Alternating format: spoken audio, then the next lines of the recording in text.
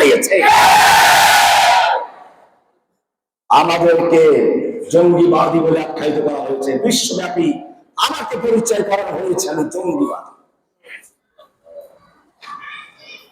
আমার তো ইতিহাস আছে, পরিচিতি আছে। কর্মজীবনে জামিয়া রহমানিয়ার মুহাদ্দিস, জামিয়া মাহমুদিয়ার শাইখুল হাদিস, আমাকে গ্রেফতার করে সারা বিশ্বে প্রচার করা হলো। আনসারুল্লাহ বাংলা টিম নামক একটা দলের প্রধান। আমার ভাইয়েরা, আনসারুল্লাহ বাংলা টিম নামে বাংলাদেশে কোন দল আছে এটাই আমি আমার গ্রেফতারে এখন জানতাম না। আমাকে বানালো প্রধান, আমাকে জঙ্গিবাদী তকমা দেওয়া হলো, সাইদ ইরশাদকে রাজাকার বানানো হলো। আল্লাহ আজিজুল সাথে এই লোকগুলোই প্রথমে পুলিশ মার্ডারের মামলা দিয়েছিল, আমির সাহেবকেও গ্রেফতার করেছিল। এরপরে নতুন করে এসে আমাদের গ্রেফতার করলো, কাউকে ধর্ষণের মামলা দিল, কাউকে দুর্নীতির মামলা দিল। এর কারণ কি জানেন? এর কারণ হচ্ছে ইংরেজরা বলেছিল যদি ভারতবর্ষে ইংরেজদের ক্ষমতা পাকাপোক্ত করতে হয় তাহলে আলেমদের থেকে জনগণকে বিচ্ছিন্ন করতে হবে, আলেমদেরকে বিতর্কিত করতে হবে, জনগণের মাঝে তাদেরকে কি করতে হবে? বিতর্কিত করতে হবে। সেজন্য এইগুলো করা হয়েছে। আমার ভাইয়েরা, আল্লাহ রাব্বুল আলামিন বলেছেন ইউরিদুনা লিয়ুতফিউ নূরাল্লাহি বিআফওয়াহিহিম ওয়াল্লাহু মুতিম্মু নূরিহি ওয়ালাউ কারিহাল কাফিরুন। ওরা চায় আল্লাহর নূরকে ফু দিয়ে নিভিয়ে দিতে, মুখের ফু দিয়ে। ইউরিদুনা লিয়ুতফিউ নূরাল্লাহ, ওরা চায় আল্লাহর নূরকে মুখের ফু দিয়ে নিভিয়ে দিতে। আল্লাহু মুতিম্মু নূরিহি, আল্লাহ তার নূরকে পূর্ণ করেই ছাড়বেন। ওয়ালাউ কারিহাল কাফিরুন, দুনিয়ার সমস্ত কাফের মুশরিক মিলেও যদি ইসলামের বাতিকে নিভিয়ে দিতে চায় কখনো তারা পারবে না। বিজয়ী করবে কি? ইংরেজরা মাদ্রাসা পুড়িয়ে দিল, 3 লক্ষ কোরআনুল কারীমকে একত্র করে আগুনে পুড়িয়ে দিয়েছে। যতই আলেমদেরকে ফাঁসি দিচ্ছে, উলামায়ে কেরামদেরকে ইংরেজরা আন্দামান দ্বীপে নির্বাসনে পাঠিয়ে দিল, কারাবন্দী করলো, কোরআন শরীফ গুলো পুড়িয়ে দিল, মসজিদ গুলোকে ঘোড়ার আস্তাবল বানালো। এরপরেও কি ইংরেজ বিরোধী আন্দোলন থেমে গেছিল? যত জুলুম অত্যাচার হচ্ছিল তত গোটা ভারতবর্ষে দাবানলের মতো আগুন জ্বলে উঠছিল। বিগত সরকারও যখন ওলামাদের উপর নির্যাতন জুলুম সরে গিয়েছিল, ইসলামী আন্দোলন থেমে গেছিল? দাবানলের মতো জ্বলে উঠেছে। হেফাজতের সম্মেলন হলো, এইবারে বুঝতে পারলো ইংরেজরা, পুরান ইংরেজ আর নব্য ইংরেজ সবাই বুঝতে পারলো এইভাবে আলেমদের হত্যা করলে চলবে না। মাদ্রাসা বন্ধ করে ঠিক ইসলামকে ধ্বংস করা যাবে না। মসজিদ বন্ধ করে ওলামাদেরকে গ্রেফতার করে ইসলাম ধ্বংস করা যাবে না। বরং কি করতে হবে? উল্টা মাদ্রাসা তৈরি করতে হবে, মসজিদ তৈরি করতে হবে, মডেল মসজিদ বানাতে হবে। বানায় নাই ইংরেজরা? আল্লাহু ওয়াহদাহু লা শারীকা লাহ ওয়া আশহাদু আন্না সাইয়্যিদানা মুহাম্মাদান আবদুহু ওয়া রাসূলুহু সাল্লাল্লাহু তাআলা আলাইহি ওয়া আলা আলিহি ওয়া আসহাবিহি আজমাইন। أما بعد فأعوذ بالله من الشيطان الرجيم. بسم الله الرحمن الرحيم. اليوم أكملت لكم دينكم وأتممت عليكم نعمتي ورضيت لكم الإسلام دينا. وقال رسول الله صلى الله عليه وسلم: إن الله لا يغرس لهذا الدين غرسا يستعملهم في طاعته.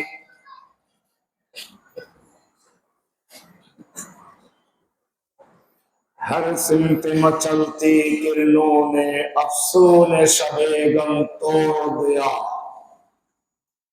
अब जाग उठे हैं दीवाने, दुनिया को जगा कर दम लेंगे। सोचा है कफील अब कुछ भी हो, हर हाल में अपना हक लेंगे। इज्जत से जीना है तो जी लेंगे या जान शहादत पी लेंगे। तौहीद की अमानत सीनों में है हमारे, तौहीद की अमानत सीनों में है हमारे। आसान ही मिटाना नामो निशान हमारा।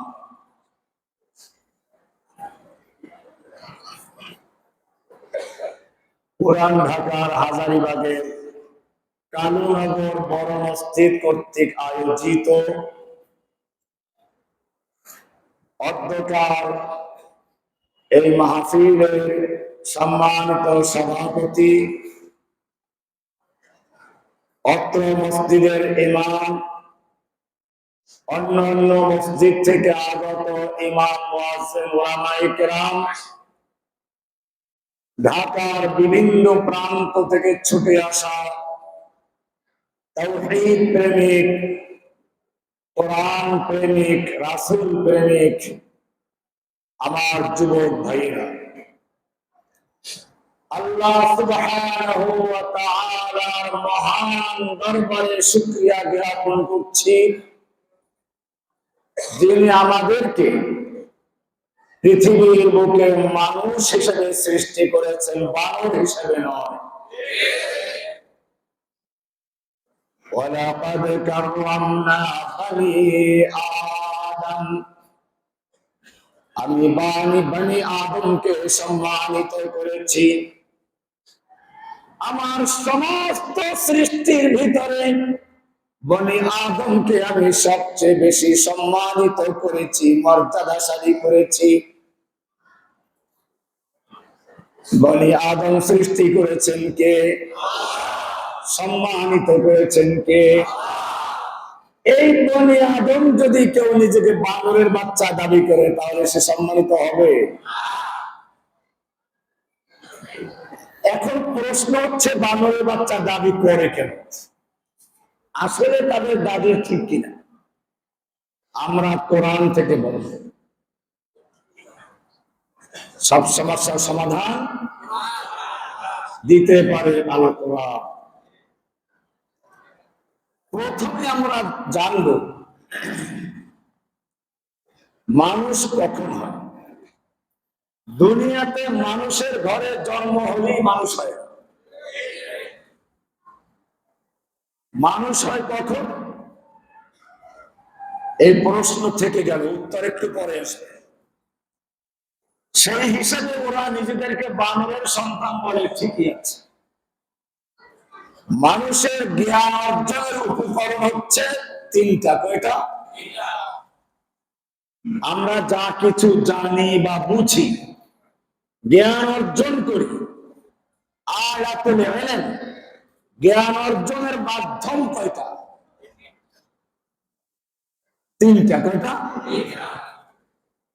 ওদের দুইটা, আমাদের তিনটা। দুনিয়াদারদের কয়টা? দুইটা। আমাদের কয়টা?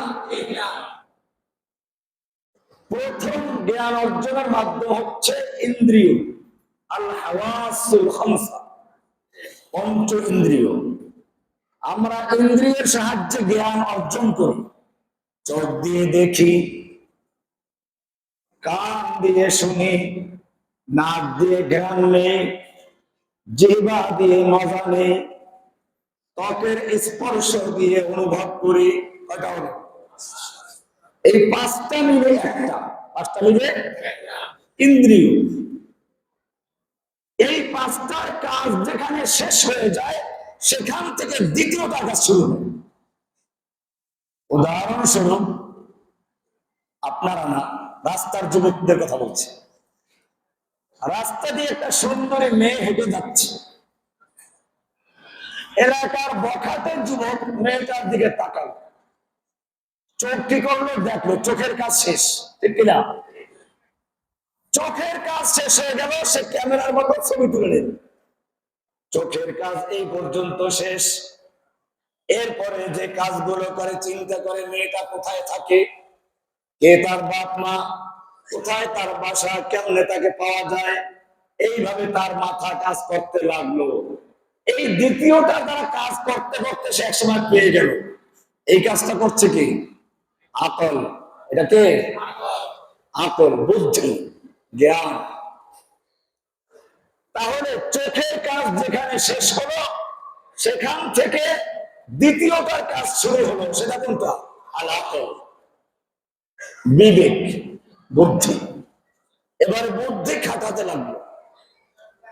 এই পর্যন্ত সবাই আছে, এই পর্যন্ত মানুষের আছে, গরু ছাগলেরও আছে, বান্দরেরও আছে।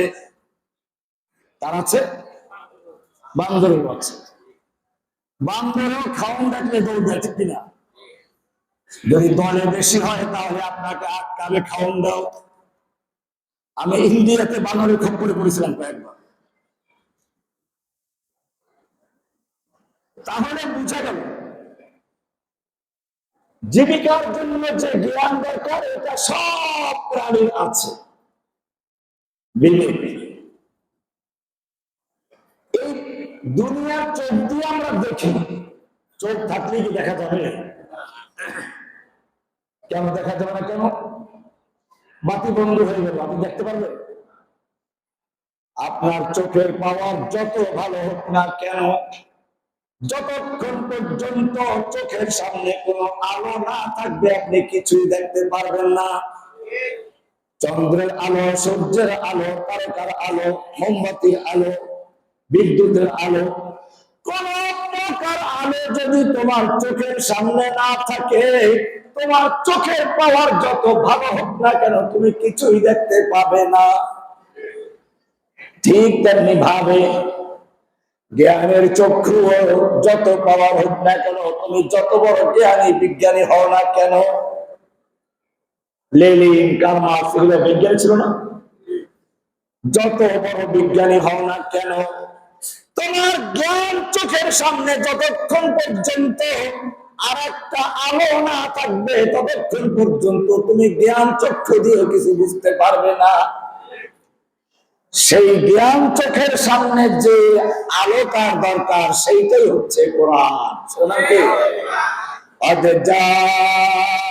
আকুম মিনাল্লাহি নূরুন ওয়া কিতাবুম মুবিন। তোমাদের কাছে আল্লাহর পক্ষ থেকে আলো আগমন করেছে। আলো, সেই আলোটা হচ্ছে কিতাবুম মুবিন, কোরআনে কারীম। জোরে বলুন সুবহানাল্লাহ। এইটাই তৃতীয় মাধ্যম। জ্ঞান অর্জনের তৃতীয় মাধ্যম হচ্ছে ওহী। তৃতীয় মাধ্যম কি? কয়টা হলো? আমি পরে পরীক্ষা নেব, 3টা প্রশ্ন করবো পুরো আলোচনার থেকে। যে পাস করবে তাকে 100 টাকা পুরস্কার দেওয়া হবে, বেশি না। আলোচনার শেষে পরীক্ষা হবে।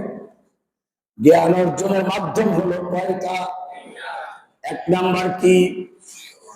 পঞ্চ ইন্দ্রিয়। 1 নাম্বার কি? পঞ্চ ইন্দ্রিয়ের কাজ যেখানে শেষ, সেখান থেকে দ্বিতীয়টার কাজ শুরু হয়। সেইটা কি? আকল। আকলের কাজ যেখানে শেষ, আকলে আর ধরে না। 2 বোনকে একসাথে বিয়ে করা যাবে না, কেন? আকলে ধরবে না। মাকে বিয়ে করা যাবে না, কেন? তোর আকলে বুঝবে না। মেয়েকে কেন অর্ধেক সম্পত্তি দেওয়া হয় তোরা বলে বুঝবে না। যেখানে আপনের দৌরত্ব শেষ হয়ে যায় ওইখান থেকে তৃতীয় আরেকটা জ্ঞানের মাধ্যম আসে, সেটা হচ্ছে ওহীর জ্ঞান, সৃষ্টিকর্তার জ্ঞান। জোরে বলেন সুবহানাল্লাহ।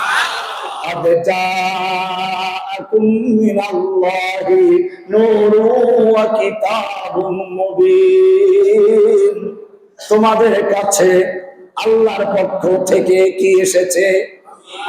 আলো। আলো কি এসেছে? আলো কিসের আলো? ওহীর আলো। এই ওহীর আলো যতক্ষণ পর্যন্ত কোন জ্ঞানীর সামনে না আসবে, সে যত বড় বিজ্ঞানী হোক, যত বড় বুদ্ধিমান হোক, সে ব্যক্তি মানুষ নয়, সে পশু। দলিল কোরআন থেকে। আর রহমান এমন দলিল পেশ করবে যা সবার মুখস্থ আছে। আর রহমান মুখস্থ আছে না?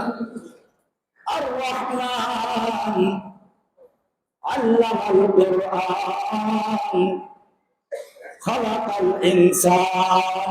কয়টা আয়াত হলো? প্রথম আয়াতে কি বলা হয়েছে? আর রহমান কার নাম? আর রহমান আল্লামাল কুরআন, শিক্ষা দিয়েছেন কোরআন। আল্লাহ অর্থ কি? শিক্ষা দিয়েছেন। কি শিক্ষা দিয়েছেন? আর রহমান শিক্ষা দিলেন কোরআন। কাকে শিক্ষা দিলেন? নাই। পরে দিয়ে বলতেছেন খালাকাল ইনসান, মানুষ সৃষ্টি করেছেন। ও রব্বুল আলামিন, তুমি তো উল্টা বলে ফেললে। মানুষ সৃষ্টি হয় আগে, জন্ম হয় আগে, তারপরে কোরআন শিখে।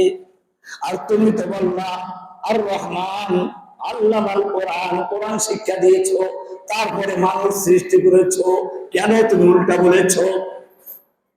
আল্লাহ রাব্বুল আলামিন আপনাকে জবাব দিচ্ছেন, ও মানুষ ভালো করে শুনে রেখো, যদিও তোমরা দুনিয়াতে আগমন করো আগে, তারপরে কোরআন শিখো, কিন্তু জেনে রাখো যতক্ষণ পর্যন্ত তুমি কোরআনের ইলম অর্জন করতে না পারো, কোরআনের জ্ঞান যতক্ষণ পর্যন্ত অর্জন না করতে পারো, ততক্ষণ পর্যন্ত তুমি ইনসান নও, তুমি মানুষ নও, তুমি হায়াওয়ান, তুমি পশু। তুমি কি? তুমি ইঁদুর, বাদর, উল্লু, ভল্লু, হাতি, বাঘ, ভল্লুক ইত্যাদি, ঠিক কিনা?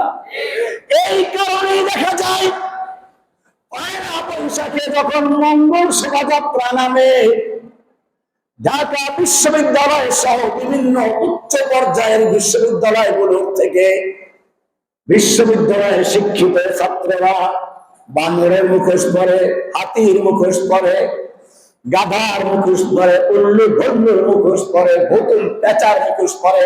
তারা জানিয়ে দিচ্ছে, ও আমার বাঙালি জাতি, শুনে রেখো, আমরা যতই বিদ্যা অর্জন করেছি, আমরা কিন্তু মানুষ নই। আমরা তোমাদের সামনে বাঘ, ভল্লুক, উল্লু ভল্লু, ইঁদুর, বাদর হয়ে, হিংস্র প্রাণী হয়ে তোমাদের লুটপাট করার জন্য, তোমাদের ছিঁড়ে ছিঁড়ে খাওয়ার জন্য আগমন করছি। এই কারণে ওরা নিজেরাও বান্দর, আর গোটা জাতিকে বান্দরের বাচ্চা বানাবার জন্য সিলেবাস পর্যন্ত ঢুকিয়ে দিয়েছিল বান্দরের বাচ্চা। ওরা আসলেই বান্দরের বাচ্চা, দলিল পাওয়া গেছে।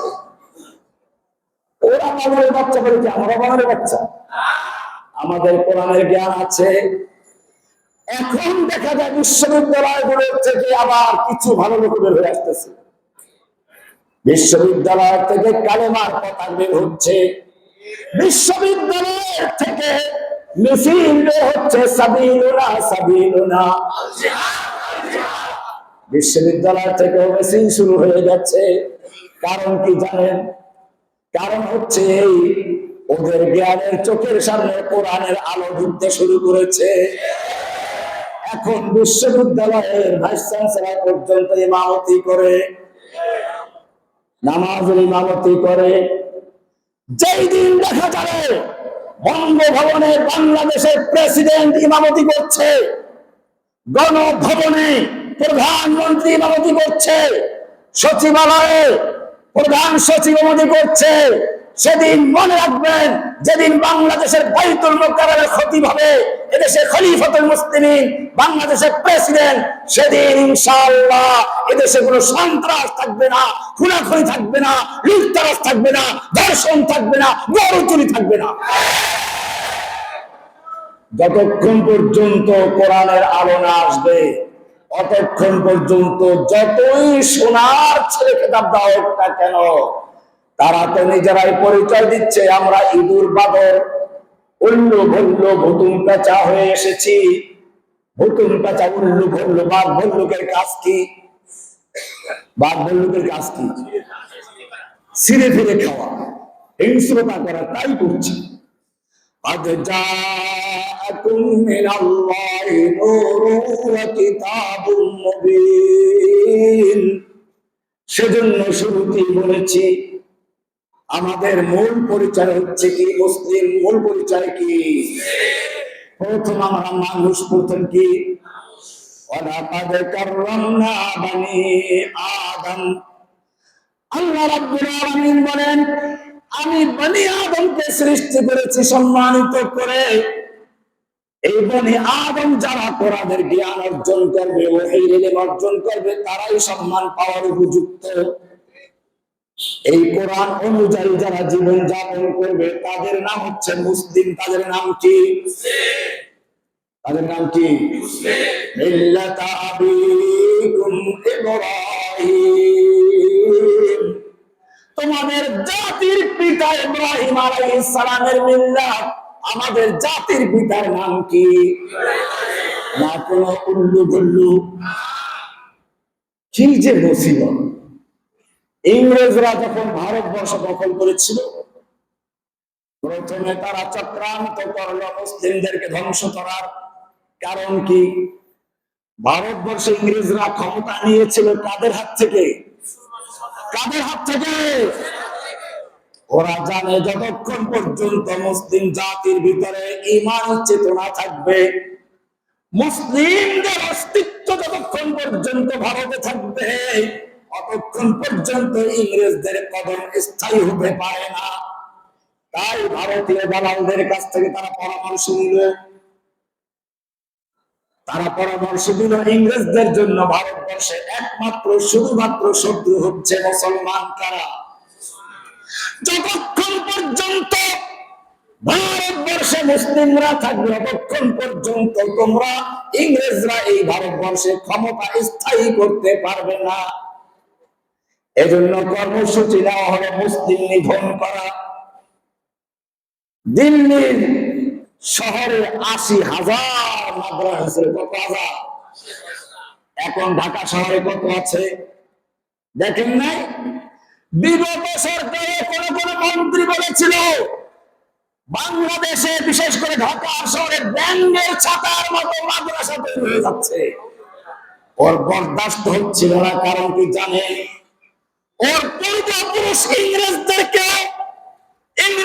কাছে সবচেয়ে বড় শত্রু ছিল মাদ্রাসা। আর ইংরেজ নব্বই ইংরেজ যারা হাসিনার দালাল ছিল, ভারতের দালাল ছিল, তাদের কাছে বড় শত্রু ছিল মাদ্রাসা। দিল্লি দিল্লির শহরে ৮০,০০০ মাদ্রাসা ছিল। ৮০,০০০ সমস্ত মাদ্রাসাগুলিকে পুড়িয়ে দেওয়া হয়েছিল। মসজিদ গুলোকে ঘোড়ার আস্তাবল বানানো হয়েছিল। ওলামায়ে কেরামদেরকে শুকুরের চামড়ার ভিতরে ঢুকিয়ে তারপরে ঘোড়ার পায়ের সঙ্গে বেঁধে দিয়ে হত্যা করা হয়েছিল। ডক্টর কামসন একজন ইংরেজ দার্শনিক, তিনি লিখেছেন, আমার সৃষ্টিকর্তার কসম, দিল্লি চাঁদনি চক থেকে খয়বর পর্যন্ত বিশাল রাস্তার দুই পাশে এমন কোন গাছ ছিল না যে গাছের প্রত্যেকটা ডালে ডালে এক একজন আলেমকে ফাঁসিতে ঝুলানো না হয়েছিল। বর্তমান ৯০ ইংরেজরাও তাই করেছে। ওলামায়ে কেরামদেরকে ফাঁসি দিয়েছে, ওলামায়ে কেরামদেরকে কারাবন্দী করেছে, ওলামায়ে কেরামদেরকে চরম নির্যাতন করেছে, ওলামায়ে কেরামদেরকে জঙ্গি তকমা দিয়েছে। এইখানে বোম ফুটে, ওইখানে বোম ফুটে, এখন ফুটে না কেন? আমার ইতিহাস আছে। লালবাগের ছাত্র আমি, জামিয়া রহমানিয়ার ছাত্র, দেওবন্দের ছাত্র। আমার সাথে রহমানিয়াতেও ছিল, দেওবন্দেও ছিল, লালবাগেও ছিল। নুরুল্লাহ ভাই আছেন না? ওই যে নুরুল্লাহ, ওই দাঁড়ান দিলেন আপনার এলাকার ছেলে মাওলানা নুরুল্লাহ, চিনেন না আমাকে? লালবাগ মাদ্রাসার ছাত্রাবাসে 4 তলায় একসাথে ছিলাম। আমি একটু উপরে পড়তাম, উনি নিচে পড়তেন। আবার রহমানিয়াতে গিয়ে একসাথে, দেওবন্দে গিয়ে একসাথে। দেওবন্দে আমি এক মসজিদে ইমামতি করতাম, সেখানে গিয়ে হাজির হতাম মাঝে মধ্যে। ছিল আলেম তৈরি করতে হবে, ইংরেজরাও তৈরি করেছিল।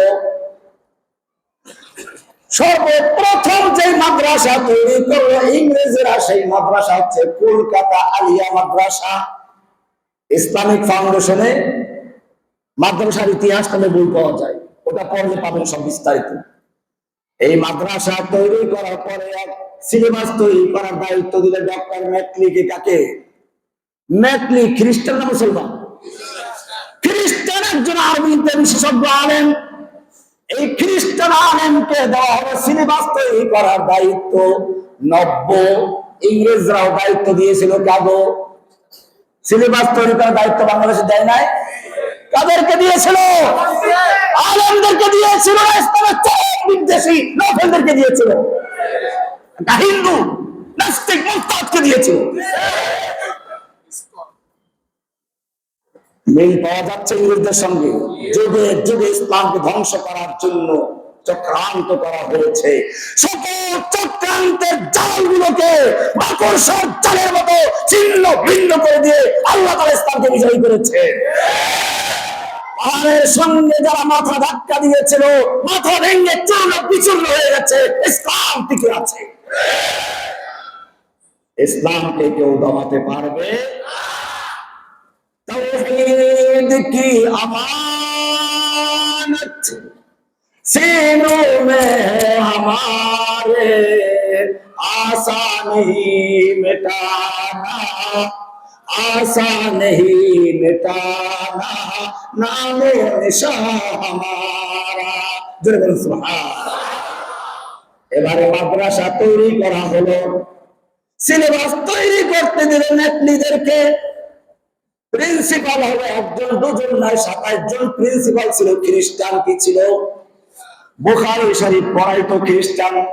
কে পড়াইতো? ওরা জানে ইসলামকে ধ্বংস করতে হলে 2টা জায়গা ধ্বংস করতে হবে। কয়টা জায়গা? একটা হচ্ছে মুসলমানদের ভিতরে শুধু নামাজ, রোজা, হজ, যাকাত ইত্যাদি আনুষ্ঠানিক যে ইবাদতগুলো আছে এইগুলো রাখতে হবে। দাড়ি টুপি রাখুক, সমস্যা নাই। কিন্তু ভিতরে যে ঈমান মজবুত হয়, তাওহীদের জ্ঞান, ইসলামের মূল ভিত্তি তাওহীদ, এইটাকে শিক্ষা দিতে দেওয়া যাবে না। যেই কারণে এখনো মাদ্রাসাগুলোতে কওমি বলেন, আলিয়া বলেন, আকীদার কোন কিতাব খুব কম। কওমি মাদ্রাসায় তালিমুল ইসলাম পড়ায়, এটা আকীদার কিতাব, কিচ্ছু বুঝে না বাচ্চারা, ছোটবেলায় পড়ানো হয়। এরপরে মিশকাত জামাতে গেলে 2-1টা কিতাব আছে, তাও আকীদার কিতাব স্পষ্ট না। পুরো সিলেবাসের ভিতরে ইসলামের সহিহ কোন আকীদার কিতাব খুঁজে পাওয়া যায় না। কারণটা হচ্ছে ইংরেজ আলেমদের দোষ না, আলেমদের দোষ না, কারণ আলেমদেরকে এগুলো ঢুকাতে দেওয়া হয় নাই। এই জন্য আমি বলি, ওলামায়ে কেরামদের দোষ দিবেন না। মনে করুন বর্তমানে রোহিঙ্গা মুসলমান হিসেবে পরিচিত না, তাদের ইলম অর্জন করার কোন সুযোগ আছে? এখন যদি তাদের ভিতরে সিলেবাস থাকে, এইরকম সিলেবাস, আপনি তাদের যদি পারবেন? ওই মুসলিমদের অবস্থাটা কি? কাশ্মীরি মুসলিমদের অবস্থাটা কি? এত জুলুম অত্যাচারের মধ্যে যে তারা ইসলামকে ধরে রেখেছে, মুসলমান পরিচয়টুকু রেখেছে, এই জন্যই তাদের ধন্যবাদ জানাতে হবে, ঠিক কিনা? আমাদের ওলামাদের অবস্থাও সেরকম। তাদেরকে হত্যা করা হয়েছে, নির্বাসন দেওয়া হয়েছে, আন্দামানডিকে বানানো হয়েছিল, আর তাদের উপরে অত্যাচার করা হয়েছিল। যদি সঠিকভাবে ইসলামী আকীদার দাওয়াত দাও, তোদেরকে হয়তো কবরে, নয়তো পাকিস্তানে কোথায় পাঠাও, কবরে পাঠিয়ে দিব। কোথায় পাঠাবে? হয়তো কবরে, নয়তো নির্বাসনে, হয়তো কবরে, নয়তো জেলখানায়। ফেরাউন একই কথা বলেছিল, যদি আমাকে বাদ দিয়ে আর কোন আল্লাহ বানাও, তবে আকীদার মধ্যে তাওহীদের কোন জ্ঞান থাকে, খবরদার লা আজআলান্নাকা মিনাল মাসজুনিন, আমি সোজা তোদেরকে জেলে ঢুকিয়ে দিব। কে বলেছিল? বর্তমান ফেরাউনরা কি করে? বর্তমান ফেরাউনদের একই চরিত্র। যদি তাওহীদের দাওয়াত দেয়, এক আল্লাহর বিধান চলবে। তাওহীদ কি জিনিস ভালো করে বুঝে রাখো। তাওহীদের মূল কালিমা হচ্ছে লা ইলাহা ইল্লাল্লাহ। লা ইলাহা ইল্লাল্লাহ তো সবাই পড়ো, জানো তার অর্থটা কি? একটা পুরাতন বিল্ডিং এর রং করতে গেলে মানুষ প্রথমে পুরাতন রংটাকে ধুয়ে মুছে পরিষ্কার করে ঘষে মাজে, তারপরে নতুন রং করে, ঠিক কিনা? নাকি পুরানটার উপরে করে? কে জানে? পুরান ঢাকার বিল্ডিং গুলো তো পুরান পুরানো করতে পারে। পুরাতন বিল্ডিং এ যদি রং করতে হয়, তাহলে পুরাতন রং ঘষে মেজে পরিষ্কার করতে হয়। ঠিক তেমনি ভাবে ইসলামের লা ইলাহা মানে হচ্ছে প্রথমে ঘষা মাজা। লা ইলাহা, নেই কোন ইলাহ, নেই কোন মাহবুব যার আনুগত্য করা যায়, যার পূজা করা যায়, ইবাদত করা যায়, এমন কোন মাহবুব নাই। নাই কোন খাজা বাবা, নাই কোন গাজা বাবা, নাই কোন লেংটা বাবা, নাই কোন দেবদেবী। সব কিছু উৎখাত করে দিয়ে এবারে বসাচ্ছে ইল্লাল্লাহ, এক আল্লাহর আনুগত্য চলবে। ব্যক্তি জীবনে, পারিবারিক জীবনে, সামাজিক জীবনে, রাষ্ট্রীয় জীবনে, আন্তর্জাতিক জীবনে, ব্যাংকে, আদালতে, সব জায়গায় হুকুম চলবে কার? লা ইলাহা ইল্লাল্লাহর মানে হচ্ছে এটা। লা ইলাহা ইল্লাল্লাহ, লা ইলাহা, নেই কোন ইলাহ। লায়ে তরবারি দিয়ে তেবে লাদার কতলে গায়রে হক বোরান্দ, লার তলোয়ার দিয়ে সমস্ত গায়রুল্লাহর গর্দানটাকে উড়িয়ে দাও। অন্তরের ভিতরে সবগুলো খালি করো, ঘষে মেজে পরিষ্কার করো, কোন গায়রুল্লাহর জন্য স্থান না থাকে। এরপরে তুমি অন্তরে এক আল্লাহকে বিশ্বাস করে এক আল্লাহকে বসাও। লা ইলাহা ইল্লাল্লাহ। अब तो रहे बस्ता बने आखिर ज़र्दे ज़ुबा ऐ मेरे इलाह। ला इलाहा इल्लल्लाह, ला इलाहा इल्लल्लाह, ला इलाहा इल्लल्लाह। तेरे सिवा माबूद हकीकी, तेरे सिवा माबूद हकीकी कोई नहीं है, कोई नहीं। तेरे सिवा मस्जूद हकीकी कोई नहीं है, कोई नहीं। अब तो रहे बस्ता दमे आखिर ज़र्द ज़बा ऐ मेरे इलाह। ला इलाहा इल्लल्लाह, ला इलाहा इल्लल्लाह, ला इलाहा इल्लल्लाह, ला इलाहा इल्लल्लाह।